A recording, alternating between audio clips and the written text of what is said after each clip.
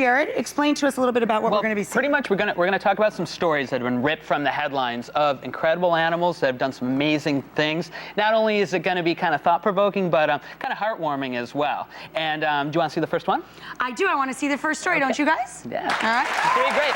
So, to give you a little background on this, our first guest, she actually got involved in a little bit of a controversy. She made the news, New York Times, about 4 weeks ago, about her companion animal. When you think about companion animals, you think of seeing eye dogs, right? Sure. Well, we're going to meet Ann Eady, and Ann is, she has a companion, or a buddy, we should say, that never leaves her side. So let's check this out.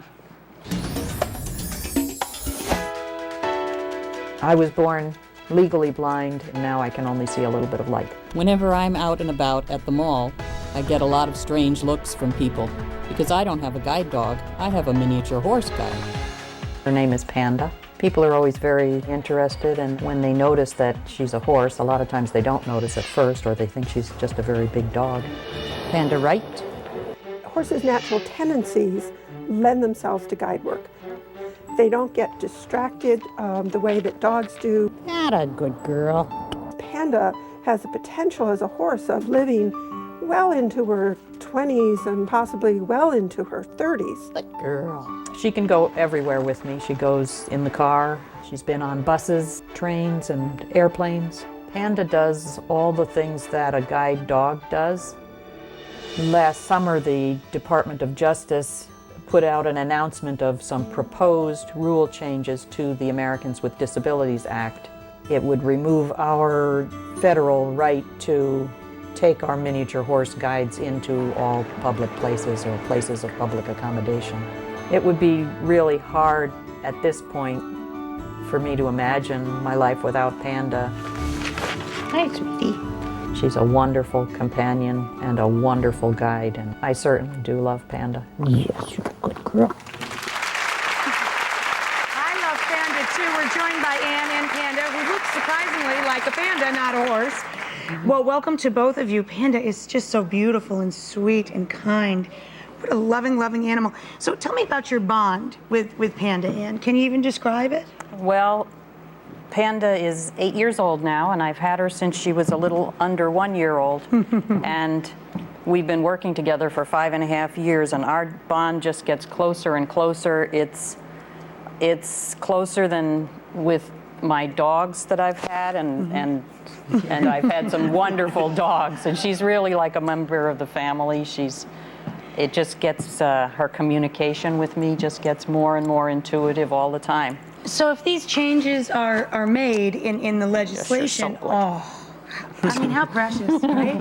You gonna talk? This would Oh, change your good. life in every possible way. It would make it a lot harder for me to travel everywhere that I go with Panda. Hi, sweetheart. And she's been pretty much everywhere with you. Yes, she goes everywhere. She's been to theaters and hotels and schools and stores and restaurants, all the places that we go. Jared, can you explain the controversy? I mean, why would anyone change the legislation? Well, you know, because of all of these unconventional animals that are now being used, which have been proven to be very successful, in addition to miniature horses that are being used as a guide animal, you're seeing primates like monkeys being trained to help people that are quadriplegic to do some of the day-to-day tasks for a person. I've seen the news stories. Yeah, like Helping Hands is one of the programs, and even birds too, they use as assistant animals. Now, a lot of the controversy, especially with monkeys, is that monkeys are an animal, I mean, they're prone for aggression, they can be, and they also can be known as carriers of zoonotic diseases, which means diseases that can be transmitted to both humans yeah. and vice versa, like even the common cold. But, you know, maybe there could be more of an accreditation program. Instead of just saying no way to this practice, we just need to work with it and work with people like Ann and Panda to make it more. And Panda's popular. trainer's also here too. We're also joined by Alexandra. Where are you, Alexandra? Right here? Hi. Welcome. So, how many people, do you even have a figure, are using animals like Panda, horses, as guides or assistance animals? We're aware of about half a dozen plus or minus miniature horses working as guides. So it's Not really a very many. small number, a handful of people. Number. And you're right about it being done on a case-by-case basis. You know, I've seen Ann with her 3 guide dogs, and I've seen Ann with Panda. And Panda is a superb, superb guide. She's as good as the best of the guide dogs.